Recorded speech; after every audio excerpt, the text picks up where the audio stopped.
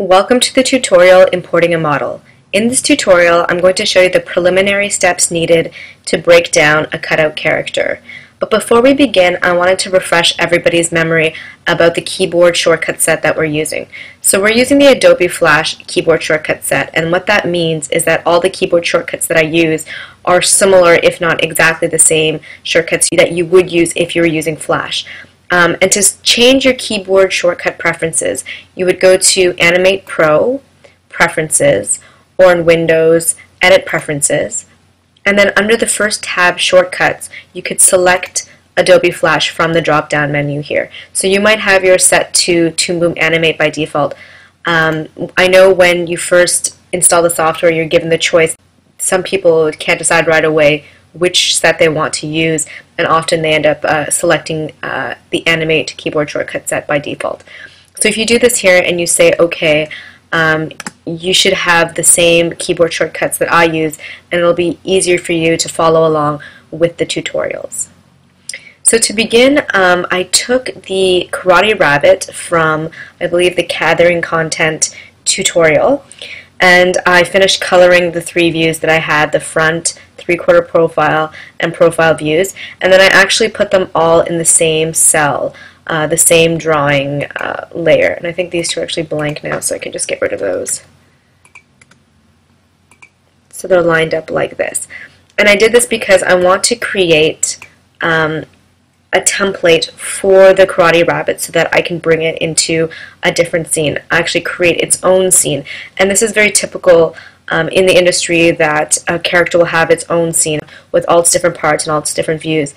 And just to reiterate, generally when you create a cutout character, you have two extra views that are not shown here, and that would be the three-quarter profile back, so you'd see the back of the rabbit head, and also a full back, which would be the opposite of the front view. But I just have the three views here for simplicity's sake. So I'm going to go to the library, and I'm going to right-click on the Animate Pro library and select the menu item Right to Modify. And then I'm going to right-click again and say New Folder. So then if I click on the little gray arrow beside the Animate Pro library, it uncollapses the library and I can see the new folder that I've created. And then I'm going to right-click one more time and say Rename Folder. And I'm going to rename this Karate Rabbit. And hit Enter. And now I'm going to take my rabbit color from the left side of the timeline view and drag and drop it to the right side of the library view.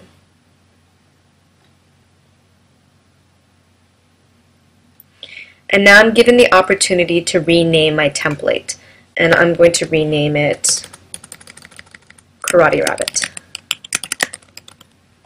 and say OK. So now I'm going to create a new scene, and I'm going to do this by clicking on the Create New Scene button. And I'm going to rename my project, my new project that I'd like to create, Karate Rabbit. And I can browse if I want for a place to save it. I think this is where I'd like to save it.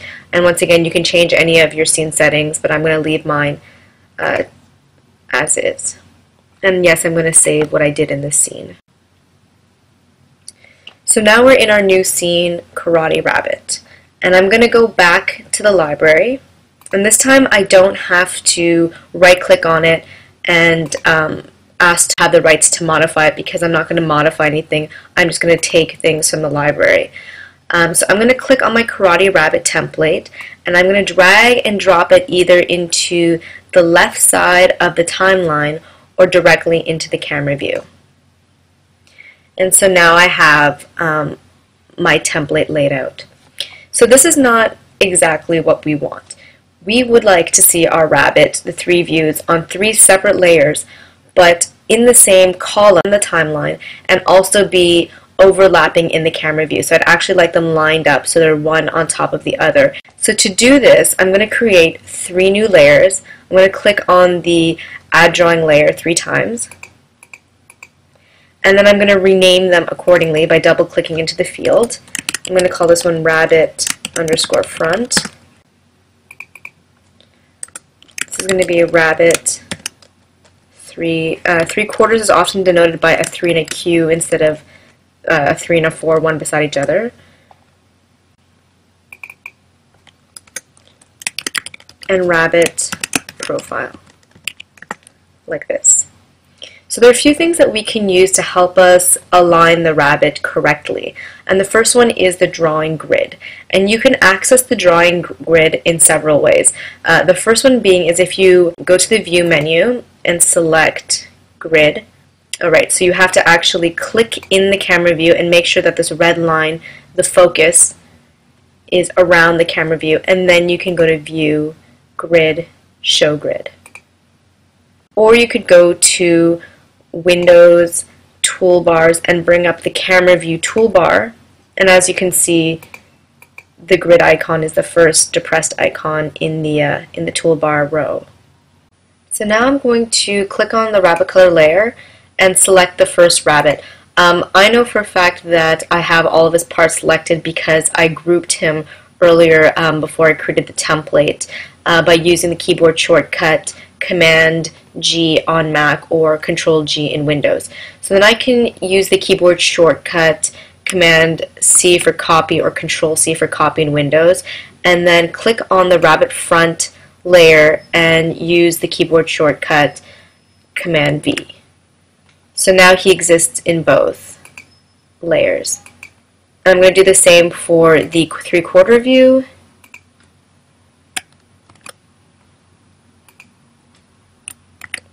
And for the profile view.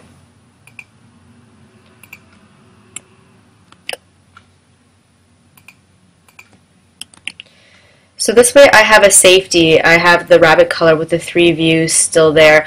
In fact, I could probably delete it because I actually have it as a template in the library, so there's no worry if I screw up. I always have a backup. So I'm actually going to do that now. I'm going to select the rabbit color and delete it and say OK. So now I have my 3 rabbits in 3 separate views but in the same column. So the next step is to move them to the center so that they're all aligned. So our rabbit 3/4 view is already centrally aligned. Let me actually zoom in just in case you can't see that. With the center line of the grid, I'm just going to knock it over a few notches so that it's perfectly aligned like that. So that's our first indication, and a good way to line up all the drawings is by matching the central white square of the bounding box. So now I'm going to take the rabbit front and do the same thing. I can pretty much match up the heels of the feet because they seem to be the most aligned. And I'm going to do the same for the profile view now. I'm going to bring you over, you're pretty much here, and we'll have the leg actually be between the 2 legs of all the other views. So now all my rabbits are stacked one on top of the other, and you'll see why I did this in the following tutorial. When it comes to breakdown, it's really essential to have them all lined up like this. So now we're going to take a little bit of a break from the preliminary setup and talk a little bit more about animation theory. So I'm only developing one character here, but something to consider when you're creating an entire animation with multiple characters and multiple scenes and props and things like that is how your characters are going to fit together. Because if they're all drawn separately, and often by different people, there has to be a certain consistency, and not just in the look, but also in the size. And let me give you an example that I have, a drawn example.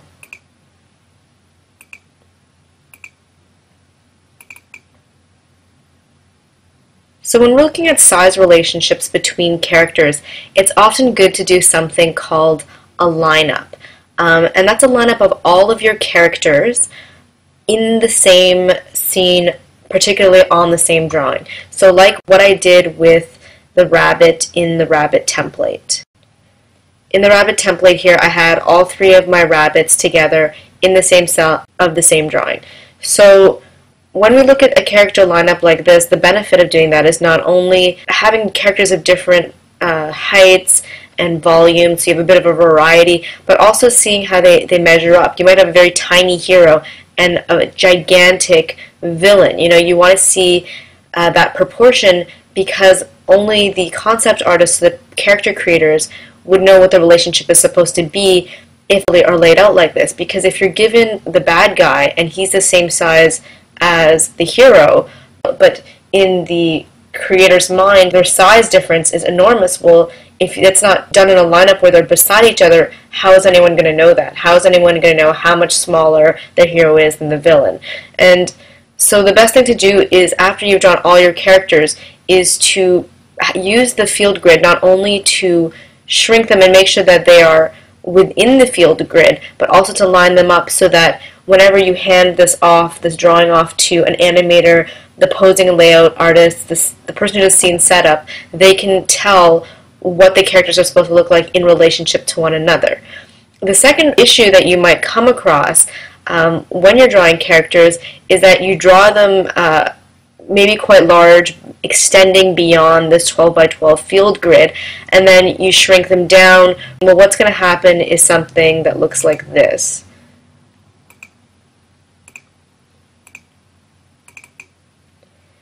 The lines of your actual character are going to get much thinner, and that's the problem of not creating them at the proper size. And so if you created one character using this brush at this height and another character, say, using the same brush at this height, and then you shrank this character down, well, then one of the characters is going to have thin lines and the other one's going to have thick lines, even though they were created with the same brush and they're now the same height. And that's going to look really inconsistent when you make your animation. So there are two things to be really aware of when you're creating an animation. And unfortunately, due to time constraints, I can't create a whole character set to show you this, but really keep it and bear it in mind when you're creating your own animation.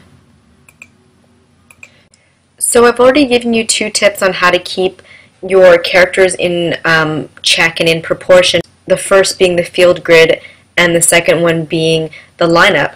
Actually, one thing I forgot to mention about the lineup is you can create it not only with characters but also with props. And in fact, you can give that drawing with the layout of all your characters and props to the prop artist, or you can give just a cutout of the hand at its actual size from that lineup to the prop artist, and they can measure, like say an apple for example, to the size of the hand. So the third tip that we have is actually creating a brush that you can use again and again so that the thickness and consistency of your line is always the same. And you'd have to refer back to the actual tutorial where we show you how to create a brush. You see here I have a rabbit brush already created, but that's just to ensure that again and again when I create my characters in this field grid so that they're correct proportion to each other, using these increments as well as the same brush line, you're sure to have characters of the right size. So I think that's pretty much it for the tutorial importing a model. Stay tuned for the next tutorial studying the model.